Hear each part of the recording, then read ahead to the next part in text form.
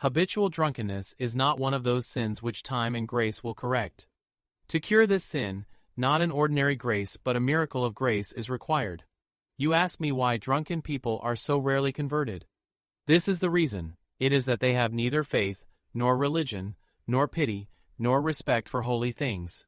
Nothing is able to touch them or to open their eyes to their unhappy state. If you try to frighten them with death, or judgment, or the hell which is waiting to consume them, if you talk to them of the happiness which God is keeping for those who love Him, the only answer you will get is a sly little smile which means, "You think now that you are going to make me afraid, like you do the children." But I am not one of those people who fall for that. But look at what this means. Such a person believes that when we are dead, everything is finished. His God is his wine, and he abides by it. The wine which he drinks to excess, the Holy Ghost warns him, is like a snake whose bite is death. You believe none of this now, but in hell, you will learn that there was a God other than your stomach. It is essential for the habitual drunkard to get out of this state in order that he may understand the full horror of it. But unfortunately, he has no faith. He believes only very weakly in the truths which the Church teaches us. It is essential for him to have recourse to prayer, but he hardly says any prayers at all, or if he does, it will be while he is dressing or undressing. Or again, he may be satisfied to make just the sign of the cross, after a fashion, as he throws himself down on his bed, like a horse in its stable. It is essential that he should frequent the sacraments, which are, in spite of the contempt with which the impious regard them, the sole remedies which the mercy of God offers us to draw us to Him. But unfortunately, he does not even know the dispositions which he ought to cultivate in order to receive them worthily, or even the bare essentials which he should know in order to save his soul. If you want to question him about his state, he understands nothing about it.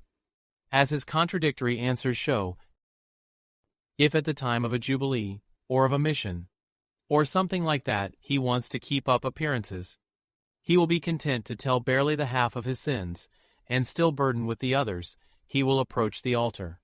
That is to say, he will commit sacrilege. That will satisfy him.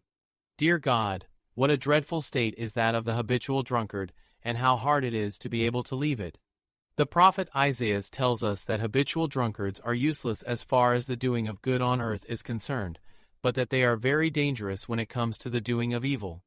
To convince ourselves of that, my dear brethren, go into a cabaret which St. John Climacus calls the devil's shop, the school where hell holds forth and teaches its doctrine.